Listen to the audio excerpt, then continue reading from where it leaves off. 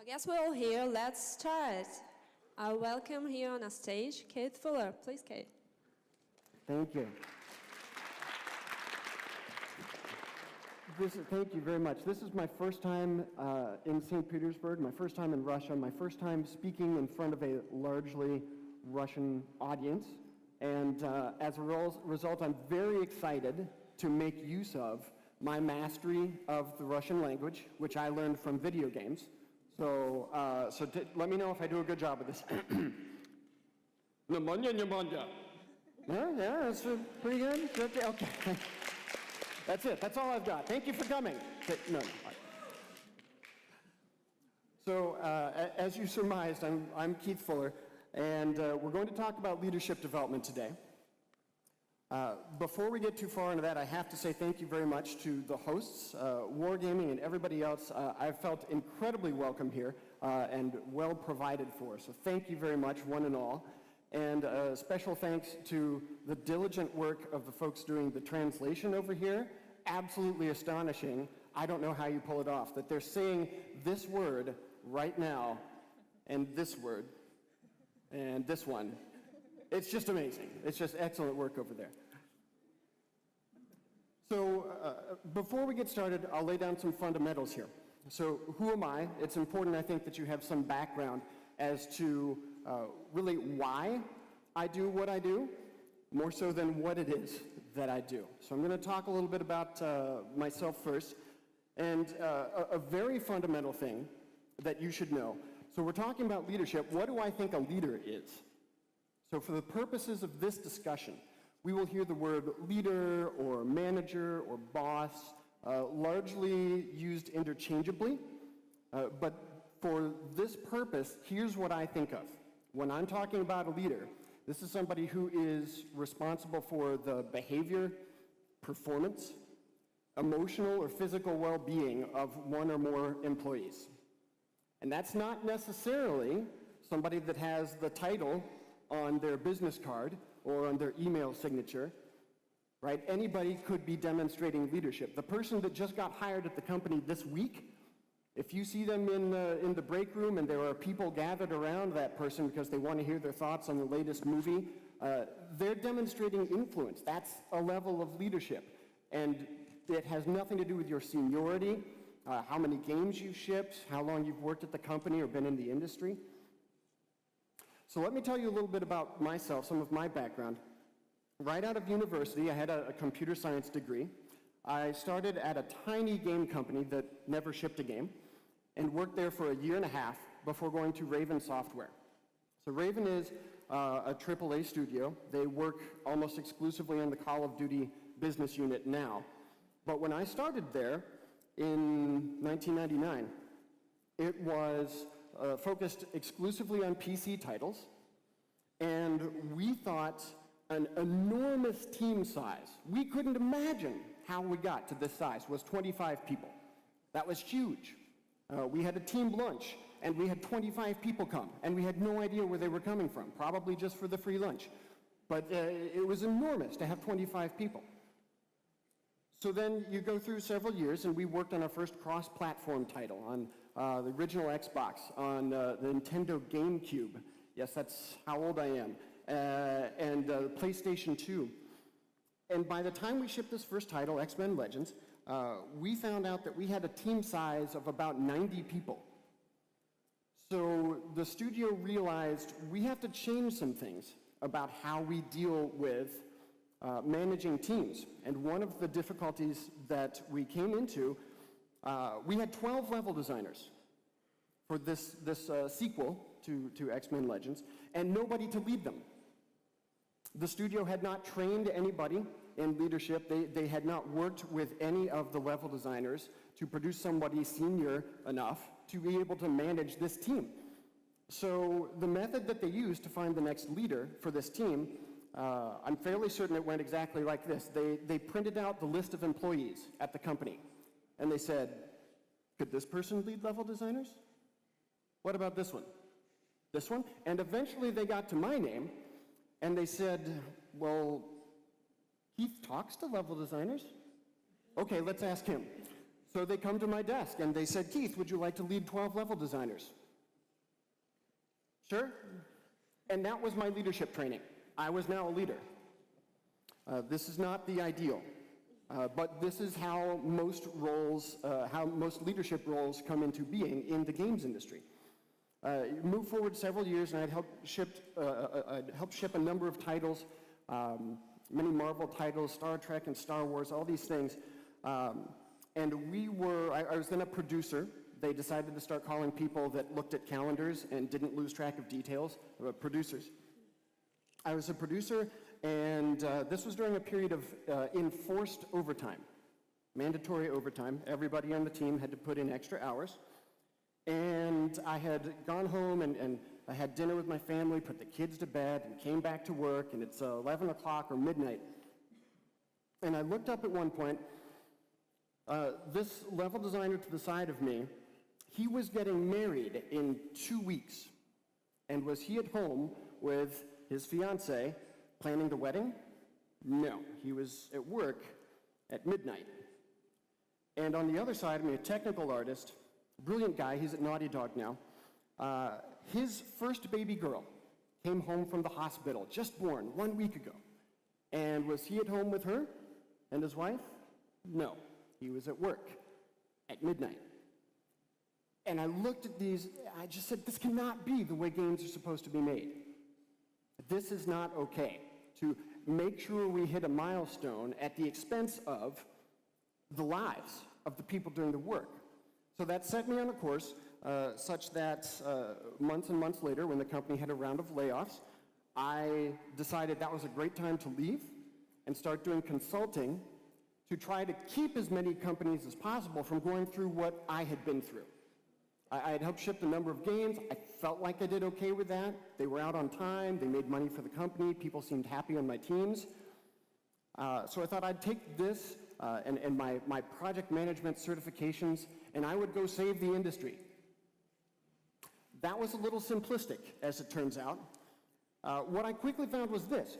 It does not matter how good your programmers are, how genius your creative people are. It does not matter what technical pipelines you have, how experienced your project managers are. If the leaders of your company don't value the lives of the people doing the work, they will still pay for that next milestone with the currency of developers' lives.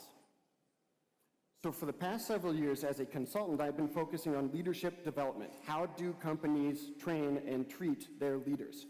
And as a result, how do they represent the value of their developers? That is my passion. So I love games, and I care very much about making them well, but I care even more about everything that game developers do that is not developing a game. So that's my passion. That's why I'm here. So let me ask you this, a couple things about you. My understanding is we may have some folks here who are students or aspiring game developers. Help me out. Who here is an aspiring game developer? Student want to be, okay, excellent, excellent, yes. Don't be shy. Thank you for coming. You should be here, yes. Okay, thank you. So then, presumably the rest of us are the professional game developers who did not raise our hands. How many amongst you would say, I'm a leader? I'm a leader in game development. I'm a leader.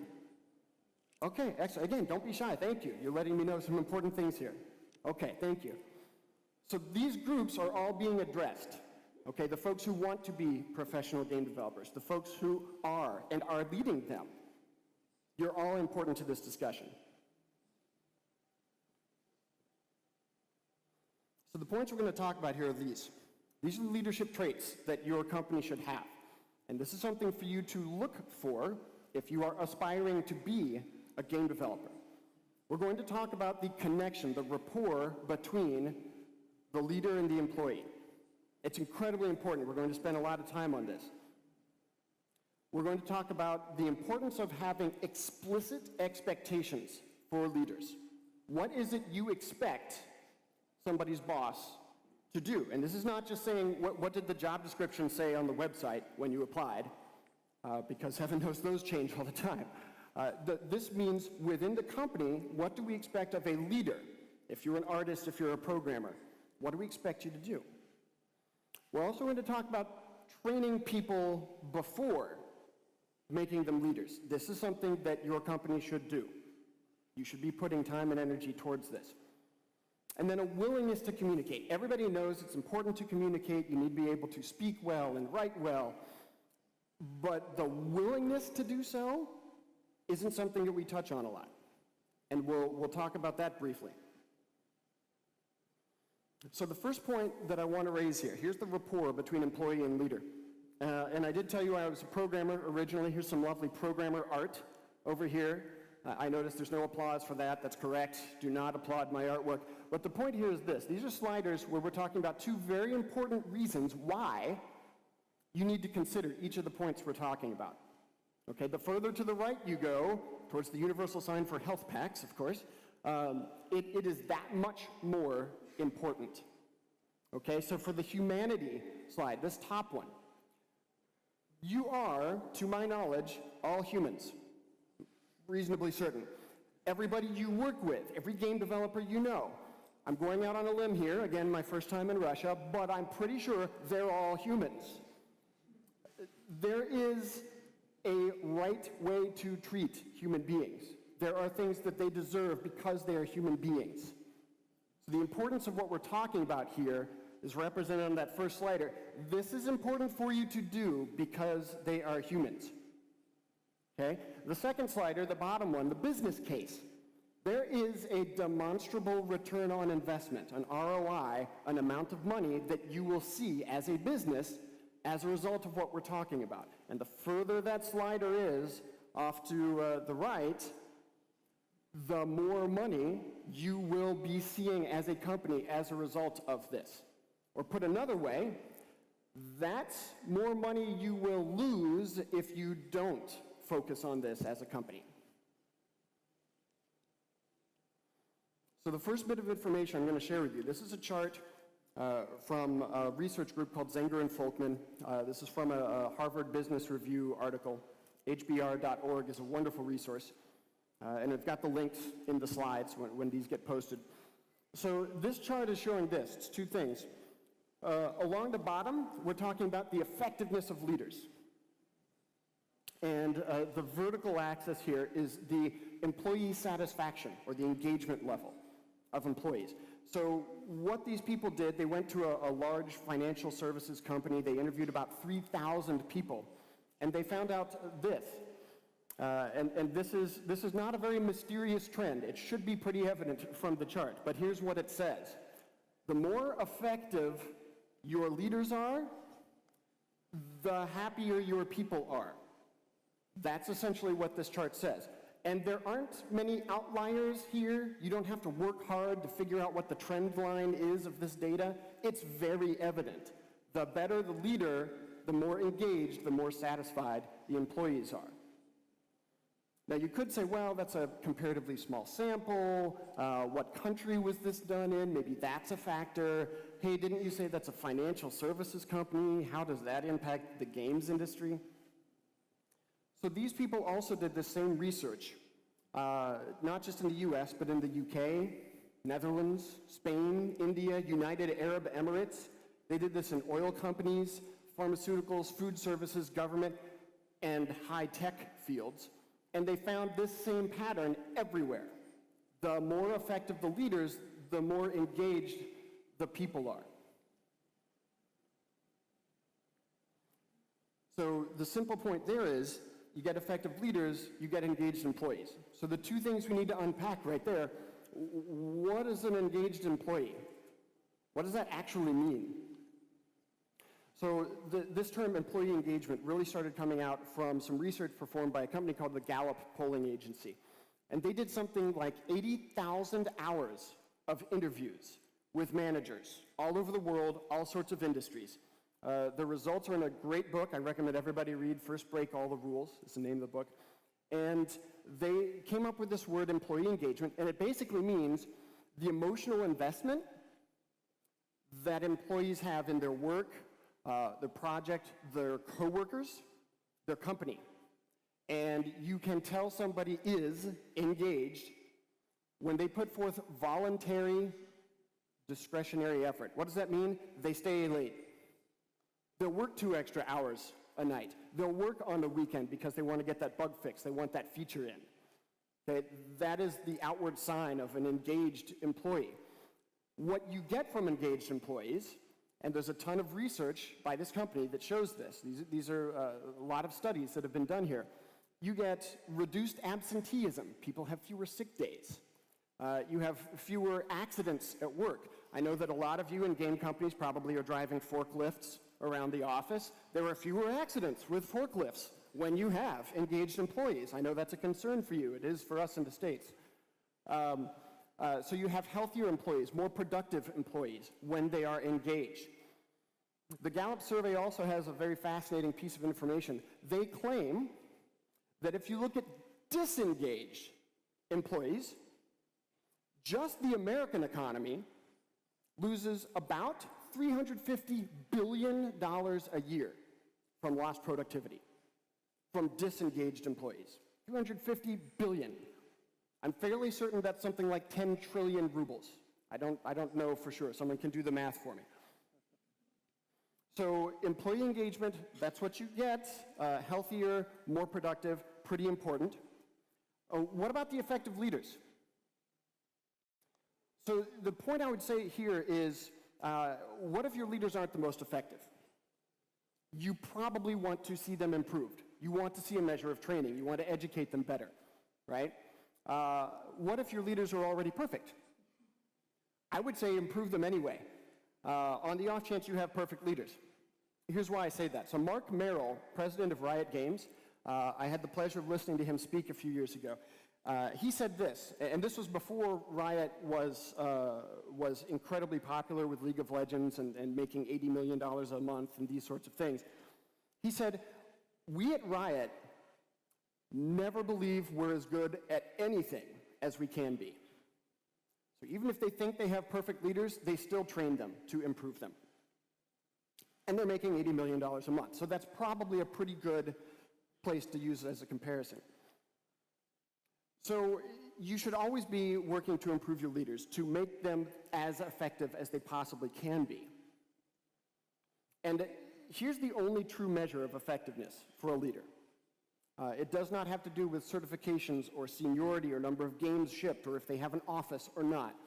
The only true measure of the effectiveness of a leader is the perception of those being led. The only true measure of the effectiveness of a leader is the perception of those being led. If your team thinks you're not doing a good job leading them, you're not. That's simply the only true measure. Okay, what does this mean? How do you address this as a company? Assuming we've established that having a connection, a rapport between employee and leader is important, how do you address this as a company? So this first point here, emotional intelligence, often abbreviated as EQ. You've heard of IQ, your intelligence quotient. This is your emotional intelligence, or EQ.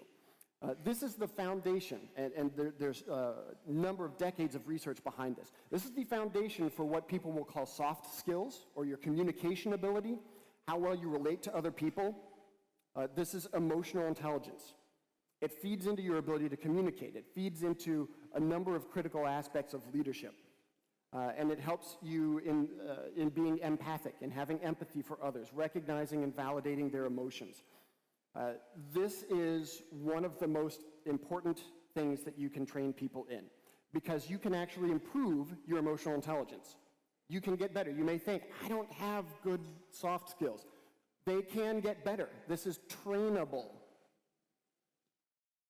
So a critical part of establishing rapport is trust. You have to be able to trust someone. And what sociologists have discovered, there are really two aspects of trust that we use to assess somebody as trustworthy. And the first one is competence. We do want them to be able to do the things that they say they can, okay, so that's competence. But we judge them on another axis as well, which is warmth. Really, do we want them to do the things that they say they're good at? So these are the two things that feed into trusting someone. If you want a rapport between an employee and a leader, they need to be able to trust each other.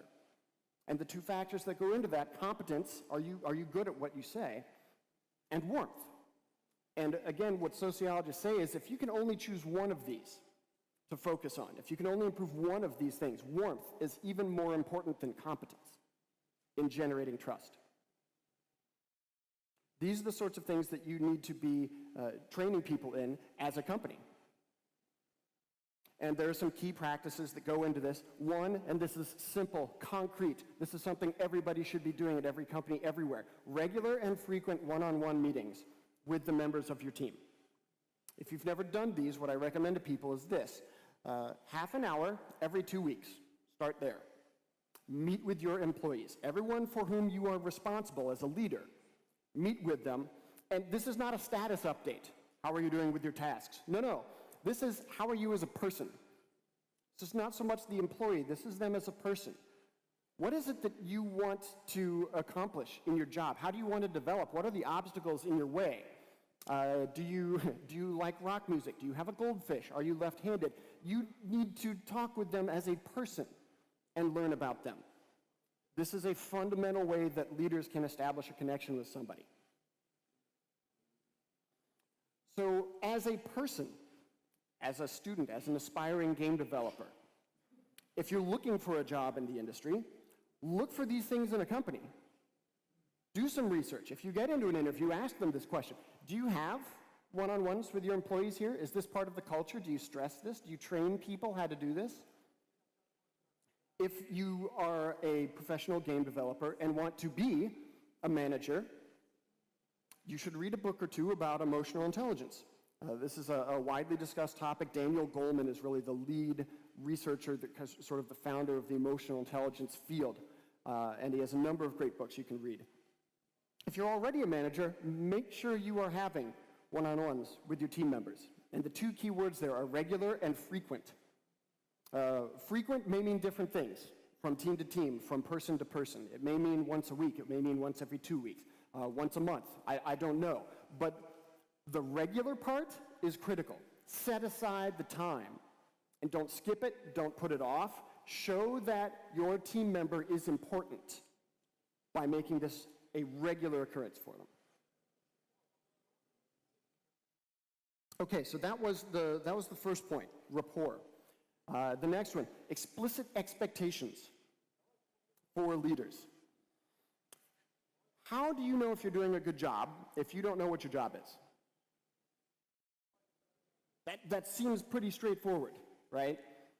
And yet, in many cases, we in the games industry particularly do a poor job of explaining to people, here's what we want leaders to do. That's not just your responsibilities, make sure their tasks are done on time. It goes deeper than that. And we're very bad at A, having these expectations, and B, explicitly documenting them and sharing them throughout the company. We tend to be really bad at that. In my experience, this is something that the games industry needs help with. So team members should know what they can expect of their boss. They should know what the expectations are for their leader. If I want some help developing a skill, if I need some help with coaching in some area, I should know that I can come to my boss for that. I should understand that's the expectation of their job. So the expectations that you create, they need to be aligned with the values of your company. They need to represent what's truly important to the company. If your company really cares about deadlines, if they really care about transparency or accountability, whatever it is that is truly important, a priority at the company, the expectations you set for leaders need to align with those things. They've got to represent them.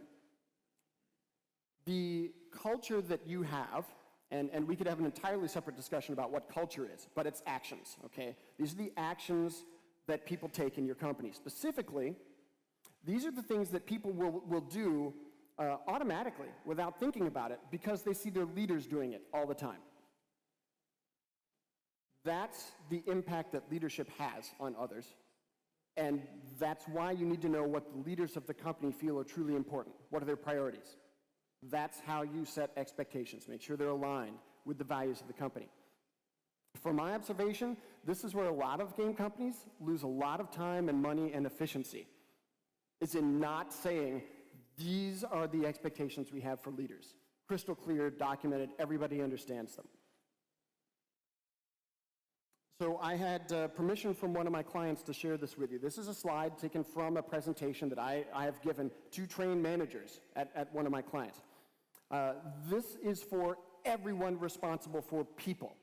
If they are in accounting, if they're in marketing, if they're in QA, if they're community management, anybody who is a leader of any sort has these expectations.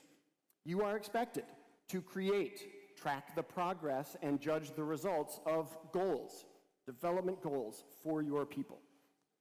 You are expected to remove obstacles for them.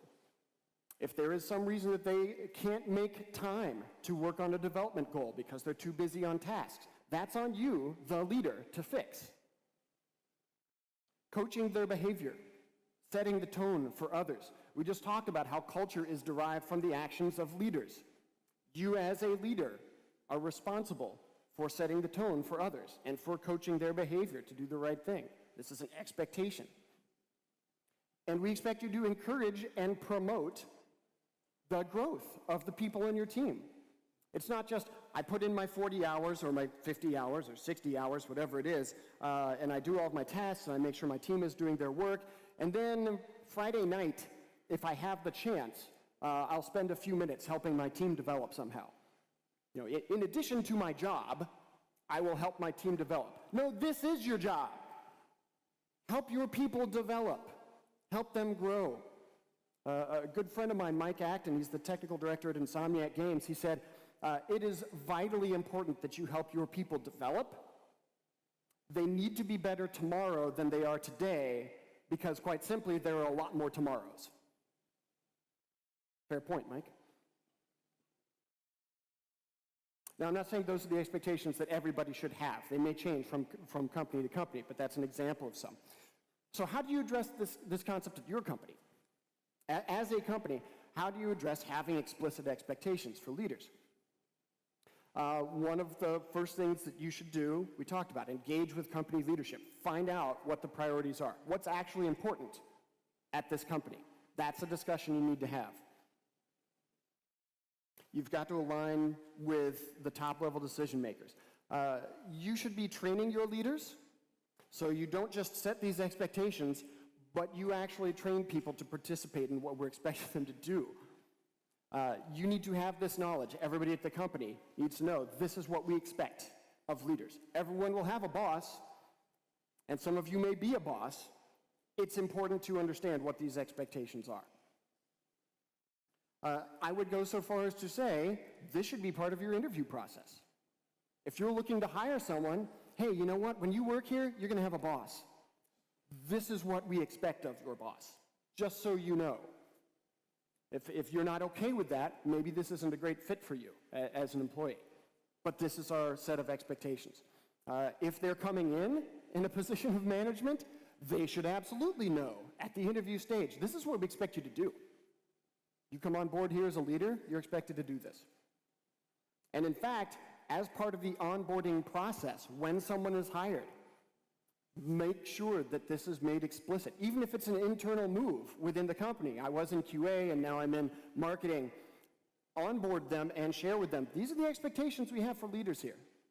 Make sure you understand that. So then as a person, as an individual, what does this concept mean? If you're looking for a job at a company, ask what their expectations are for leaders. You're going to have a boss. What do they expect your boss to do? If they can't tell you, kind of a yellow flag, maybe a red flag. They should have explicit expectations. They should be able to say, oh, well, it's right in this document. See, here's what we expect our leaders to do. If you want to become a leader, then the first step is understanding what those expectations are and ask for help in developing those. If you want to be a manager someday, if you want to be a team lead, ask your boss, listen, I understand we expect this of leaders here. How can I develop these skills?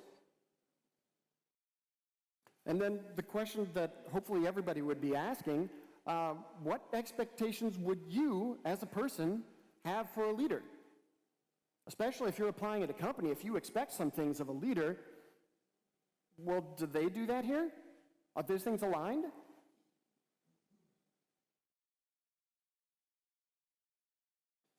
So the third point here, so training people before you make them leaders. Really, I'm just going to launch into what I think is the best, most real, concrete example I could possibly give you as to why you should train people before you make them leaders. Look at this joker. Look at this, that's me, in case you can't tell, not the facial hair and the glasses. This is me several years ago. This is me being essentially right about the time I was made a leader for the first time. And I was young, brash, ignorant, sarcastic. I've fixed all of those things since then, except young, still young. But I like to believe that I had some great results as a leader. Our games shipped on time, they made money. I had a lot of people at the studio say, man, wish I could be on your team. I wish you were my producer. So I feel like that was pretty good. Had a lot of people who liked me. The studio head didn't like me. Probably explains the layoffs. But what do you expect if you don't train someone? If you don't train someone to be a leader, well, how can you argue with the results? So if you want to understand the business case here, you can look at the points that we made earlier about the effectiveness of leaders and the return on investment there, the employee engagement that you derive. You're not likely to get any of that if you don't train someone to be a leader first.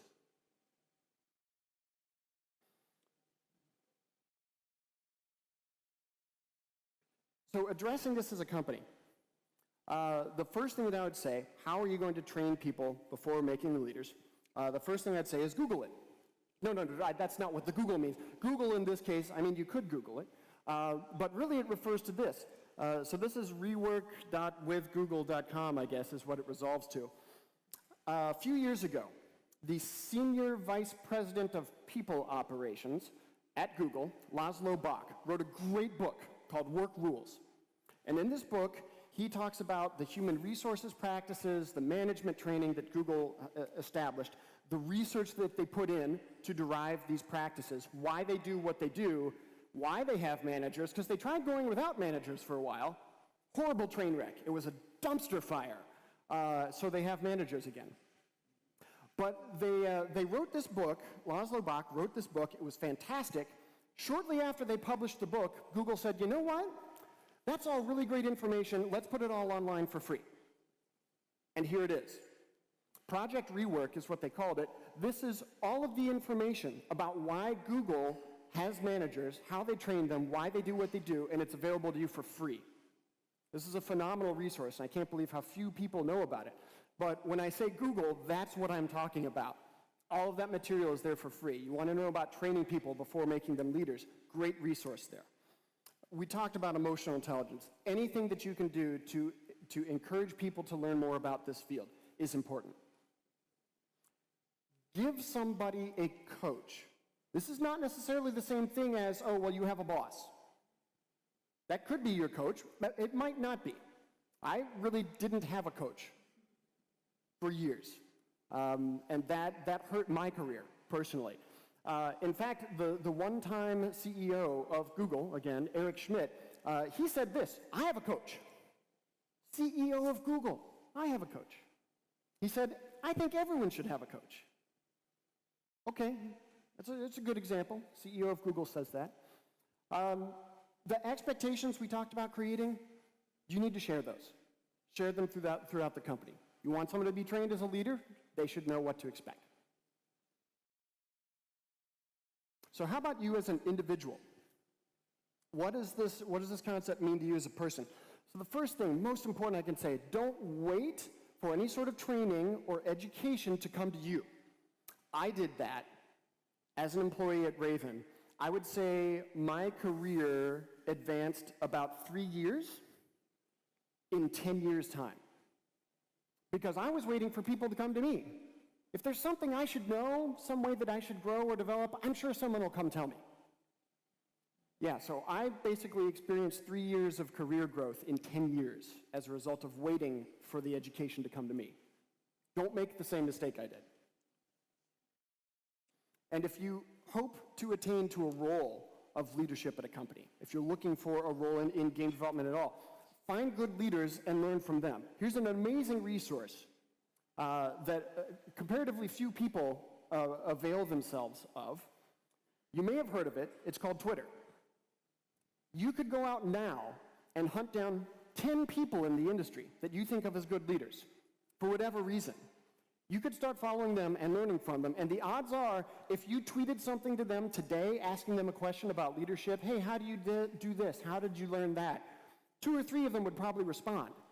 That's amazing, and it's free. This is a great resource.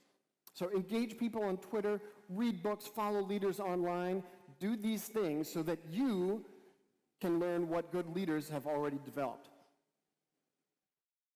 Okay, that's been pretty hardcore. I'm going to give you a little bit of a break for a second. This is a little bit of a calm down moment. We're coming towards the end. Everybody loves baby pandas. If there's anyone here who's deathly afraid of baby pandas, I apologize. That was not the intent to frighten you. But really, this is serving an important point. Other than to pause, this is producing a certain substance in your brain called oxytocin. So this is a feel-good moment. You have a warm, fuzzy kind of a feeling here. What that's proven to do is, amongst other things, because I have this towards the end of the presentation, when people ask you in a few minutes, hey, did you go to that leadership talk? What'd you think about that guy? You're more inclined to say good things about it because you remember feeling good about baby pandas. So it served that purpose, pretty much. So the fourth point here, a willingness to communicate. Just being willing to communicate.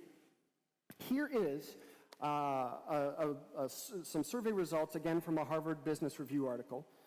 This was a poll done by a company called Harris Polling of about 600 managers.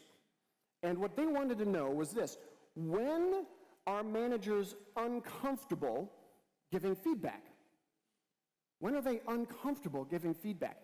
And we look at the bottom here, this bottom cause, 16%. So if you take 6 managers, probably one of them is going to say, I'm uncomfortable communicating when I have to speak face-to-face rather than email. I'm uncomfortable doing that. Really don't want to talk to people. These are managers. And 16% are uncomfortable speaking face-to-face rather than by email, which is an intriguing number, and you see some other causes for making managers uncomfortable. Up at the top, 69%, more than 2/3 of managers, when asked, they say this: what is it that makes you uncomfortable about giving feedback? Communicating in general makes me uncomfortable as a manager. 2/3 of managers. Any communication at all. I really don't like that. With the talking, no. Don't even like typing. Won't do it. So if managers are even unwilling to communicate, we've kind of skipped the worry about can you write well, can you speak well. If you're not willing to do it, that's a different problem. So the points that I drive home here are this. It's important for people to learn how to communicate well. So this is something we talk about, how leadership habits, the actions that leaders take, form your culture, and everybody else will start doing these things automatically because they see leaders doing them. If the leaders don't communicate, what will happen in the rest of your company? So you've got to be educating people, but you've also got to be demonstrating this is what we do here. This is part of our culture. We ensure that you know how to communicate. We will help you develop in these areas. And if we see you doing it poorly, we will hold you accountable. Because here, we communicate. So I know that I promised you that there are 4 points here. This is the 4th one. As a person, as an individual, if you're attaining to a role as a professional developer, if you are a manager, if you are a professional developer already, practicing communication is important. Even if you're uncomfortable doing it, even if you would prefer email as opposed to speaking face-to-face. It's important to be able to do this. So practice on your own. Family members, friends, preferably not strangers that you find on the street. They will feel uncomfortable if you just stop them and start communicating. But understanding what experts say about better communication is important, but you need to practice it. So you have to be getting feedback from others. If you have a meeting at work, stop somebody afterwards and say, how did I do? Did I get my points across? Did I do okay? A critical piece of this, listen more than you talk. And I realize the irony of that, given that I've spent 45 minutes talking and not listening, but you should be listening more than you talk. Ask questions, which we'll get to in a few minutes. And asking other people afterwards, how did I do communicating? Did I listen enough? So these are things that you can do even if you are not yet a professional game developer, and they will make you a better one, and possibly a leader. Okay, so this is the fifth bonus point. I promised you 4, here's the fifth one. And you can see the values on the sliders are pegged over here. Actually care about leadership. This is something that many game companies and our industry as a whole do poorly. Actually caring about leadership. Do we focus on any of the things we just talked about? Do your companies provide you with the ability to learn about these things? Do we have expectations for leaders? Do we hold people accountable to communicate well? These are things that we don't demonstrate in the games industry very much. So by virtue of the fact that you're here, you are already doing better than a significant part of the industry. You actually care about leadership. So please continue to do so. Okay, so that's what I've got for today. Please, there's my Twitter handle. Feel free to ask me questions online if we don't get a chance to cover it here today. And again, thank you very much for the opportunity. I really appreciate it.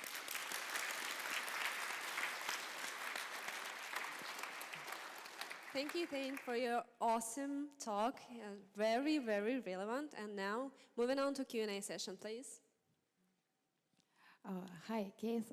Thank you for the inspiring presentation. I'm Anna Pasažennikova, HR Director of Wargaming St. Petersburg, and it's a very interesting topic for me.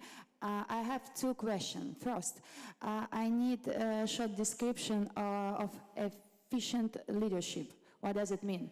And the second, you told that efficient leadership link with employee engagement.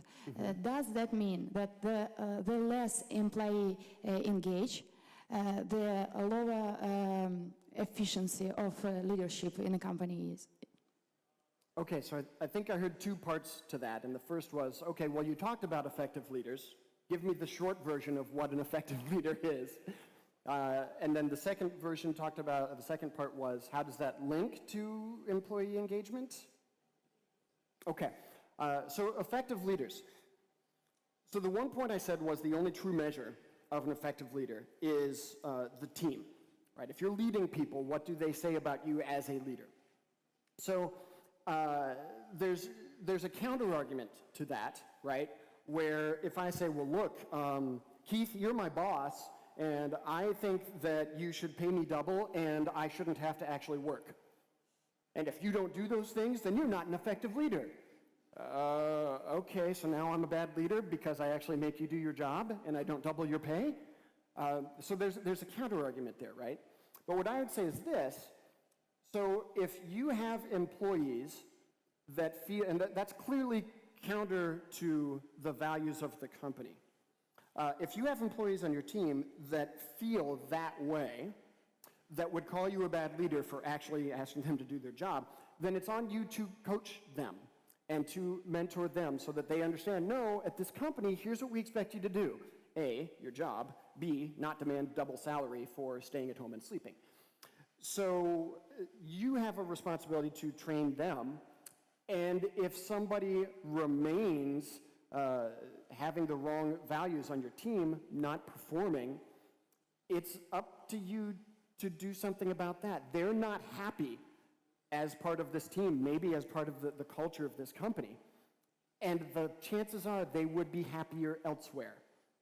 So it sounds awful, but you want people to be happier. They are more productive when they're happier. They will do more for you, for the money that your company spends on them as an employee. So you want them to be happy, and they may not be happy here.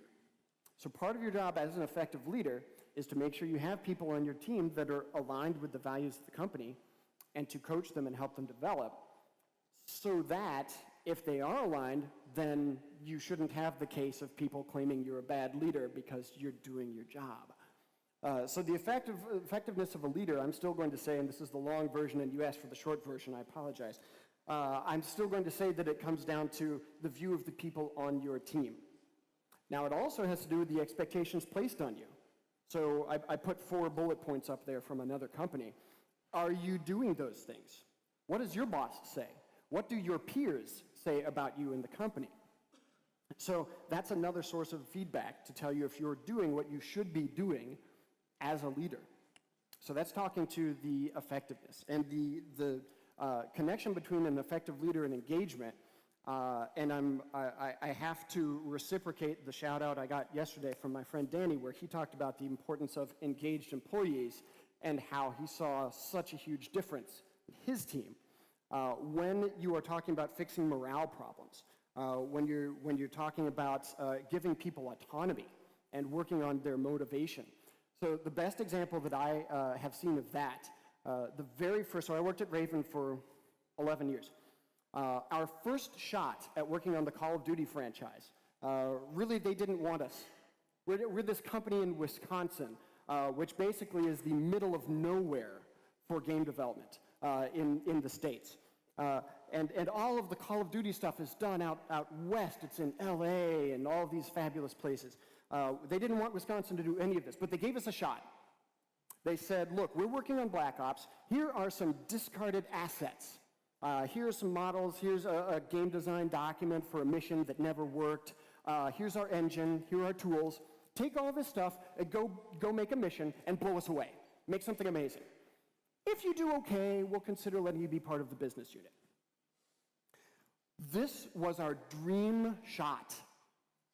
Because who doesn't want to be part of Call of Duty, right? Who doesn't want to make $1 billion every Christmas? So we set out with a passion to make use of these tools, to teach ourselves how the engine worked, to generate some of our own assets, to take a mission that they said couldn't be done and make it awesome. And when we did, the teams were ecstatic when they got the feedback from the Greenlight Committee. This is the best mission we've seen. This is better than any of the stuff that's coming out of the franchise holders. This is amazing work. We were excelling in every area of production and efficiency because we were super engaged. So really describing that story of what I've lived through is about the best example I can give of the difference it makes to be engaged as employees. I realize you asked for the short story and that was about 15 minutes, but I hope that was helpful to you. Yeah. Не могли бы вы пояснить понятие рапорта в контексте данной презентации? Can you comment on the rapport in the context of this presentation?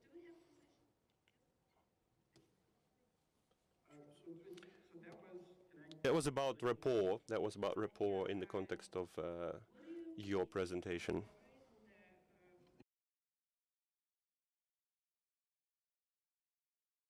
It really means a connection. So that's the connection between the leader and the employee. And what's actually proven, and many people will tell you this in human resources areas, people don't quit a company, they quit a boss. And I've actually seen this in game development. I know somebody that worked for a boss in the Midwest of the country, in Chicago. His boss moved to a country out in Seattle, I don't know, 1,000 kilometers away. This guy moved to that company too, just to be with his boss. The boss apparently decided, no, I don't like it here as much, I'm moving back to Chicago. So the employee moved back to Chicago again, just because the boss was there. And that is what's proven to be the most significant factor in retaining employees in basically any industry. The quality of the relationship you have with your boss. If you feel like you can trust them, if you feel like they understand when you communicate with them, if you feel like they care about your growth and helping you develop, if you feel like there's a measure of security because your boss is there, that is the connection that you're trying to establish as a leader. And it has the largest impact on an employee of virtually any other factor. Thank you. Sure. Next question. Hope that helps. Yeah. So Keith, first, No questions from you. really quickly, the result you're describing is exactly what Mark and I were hoping for out of Raven, actually. So we didn't not want you to do it. It's exactly what we were hoping for. But You used reverse psychology on us. That was dirty. But separate from that, the thing you're talking about, this question of sort of what makes for a good leader, it feels like it gets into sort of seniors versus leads, right? That we tend to, in game developers, we tend to pay the highest amount of money to the person who's the lead, and that the person who is the best programmer maybe isn't the best person to lead the programming teams. Have you thought about, or do you have suggestions around, from a team structure and compensation structure and things like that, how to prevent the guys who really aren't meant to be leads of the teams from wanting to go into a direction that doesn't make best use of their skill set? Gotcha. So the question that I hear here is really between two different sets of skills. And one of them is pretty much a purely functional set. You're an amazing artist, programmer, audio person, whatever. You are an amazing leader, right? And these sets of skills in and of themselves have very little intersection. And just because you're an amazing programmer has almost no impact on whether you will be good at leading people. Those are different skills that you need to evince. And something that we did, this is very common in the industry, probably many industries, at Raven for years and years, there was only one career path. I started as a programmer. If I wanted to have more responsibility, more money, my only option was to try to be a lead programmer someday, to be in charge of other people. And that was the only option for you. So years ago, we finally acquired a human resources director for the first time at the company, and she made a major impact by making this one decision. That's dumb. We should have programmers and artists and designers have two paths available. One should be towards being amazing as a functional member of the team. And that goes towards, I think the positions are now called a studio programmer, a studio designer. That just means we have promoted you to a place of immense responsibility because you are amazing at the function of your job. Another path that you can choose is to become a lead, become a manager, and they are separate. Over here, you can advance and you can have more responsibility and greater compensation just by being amazing at what you already do. Over here, you can attain those same things by becoming responsible for leading others. And so having those two paths, I think, is critical for anybody in terms of the options for their growth. When I was a programmer, I wanted nothing to do with leading anybody. Really, I wanted nothing to do with anybody. I just wanted to sit at my computer, give me my tasks, preferably by email, so I don't have to see someone. And I didn't want to have anything to do with leadership, but I kind of wanted to make more money someday, so I'm glad they made that decision. Does that sort of address where you're headed? Okay, great, thank you. Excellent question. Thank you. Next. Do you think that a good leader could come from even a different industry or different company? For example, could be a good leader in game industry from a company, a food company, I mean. Yeah, Okay, thanks. so the question is, could a good leader of game developers come from a non-game development industry? Absolutely, and here's why.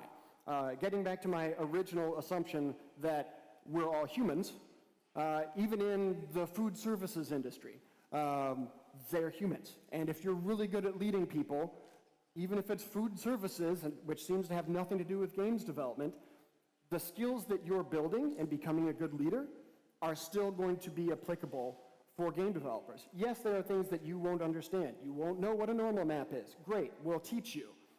But those skills in how to communicate, how to be empathic, demonstrating emotional intelligence, those are critical and fundamental to being a good leader and have nothing to do with the industry that you're in.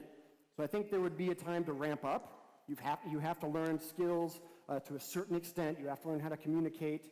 But the underlying important things, the emotional intelligence that you learn as a leader elsewhere, would definitely transfer. Yeah, great question. And by the way, I'll just ask this because I meant to do this earlier. So during, I think it was Thane, during your talk, somebody had the question, hey Thane, what do you think about Valve? If that person is still here, give him the mic and ask me that question. Just throw that out. Who asked about Valve? Raise your hand. No, you got the answer from Thane. He's gone. Okay. If anyone else wants to ask me what I think about Valve, please do. But So we have time for two quick, very, very quick questions, please. that's a dumb question. Do we have it? Yes. Hello. How to engage people to dull work, like bug fixing or tech support? What is your opinion? So I think the question that I'm hearing is, great, Keith, employee engagement sounds important, but what about people who have this job where it seems really difficult to be engaged? How do you get excited about, right, QA, customer support, whatever you might think of as one of the less glamorous roles? Is that essentially what you're asking? How can someone be engaged in what seems to be one of the more mundane aspects? So here's a great story that I have from a client of mine. They have two teams that are usually thought of in game development, if you think about them at all, of being the lowest rung on the ladder. This is your entry point into the industry. Why would anyone want to stay in this department? What an awful job. Quality assurance, QA, and customer support. Two departments that everybody wants. Oh, can I just get out of these departments? It's an awful place. At my client, they have people that care more in those departments about developing their employees than anyone else in the company. Not in publishing, not in community management. Nobody cares about developing their people as much as the folks in customer service, for instance. And they take every opportunity to go through training exercise with them, to talk with them about how you can build leadership skills. And these folks see that, wow, my boss really cares about my growth. I may have a job that many people look down on in the industry, but I know my boss wants me to grow and wants me to be happy. And maybe that's here in customer support, or maybe it's elsewhere in the company. But those people show a greater engagement level because their boss cares so much for their development. And so that's the first place where I would say to start. How do you get employees engaged if they're in what many people would think of as a less glamorous role? Well, make sure that their boss cares about their development and cares about seeing them happy. And I think you will see their engagement level go up. I hope that answers the question. Did we have? Thank you. I understand. Thank you all for your engagement. We are having a lot of questions, and I saw people taking notes.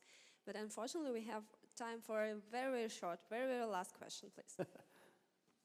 Okay, thank you, Keith. The question is about the situation you've given as an example. I mean, developing the mission for a Black Ops. What would you do as a leader if that team didn't manage to get that answer from the green light committee? What if they failed? Yeah, what if they failed? Because the example like this always look like a survivorship bias, right? Right. Thank you. Of course they were so engaged, Keith, they got the answer they wanted, right? It's sort of, yeah. So the question is, well, gosh, Keith, you're talking about how engaged your team was, but isn't that because they had a great response? What do you do if they didn't have a good response? So I guess to a certain extent, I would go back to the same answer that I gave to the previous question. Well, what about somebody who's in a less glamorous role? Because that's essentially where you are if you've just been told that you failed, right? You're in a fairly non-glamorous position. What I as a leader would point out, everybody should realize we got this chance. Maybe we didn't get the result that we wanted, but we were given this opportunity. That represents that we have a level of quality, a level of ability that other people do not. Not everybody even gets this opportunity. Yeah, you could say that we didn't have the success we wanted, but at least we got the opportunity. So we will keep working on the things that even got us that chance, and we will get more opportunities because we're going to learn from this. It's only a failure if you don't learn from it. So I guess that's the place that I would start. Thank you very much. You're welcome. Thank you. And everyone who didn't get a chance to ask your questions to Keith, you can catch up with him after. So thank you, and we are moving on to lunch.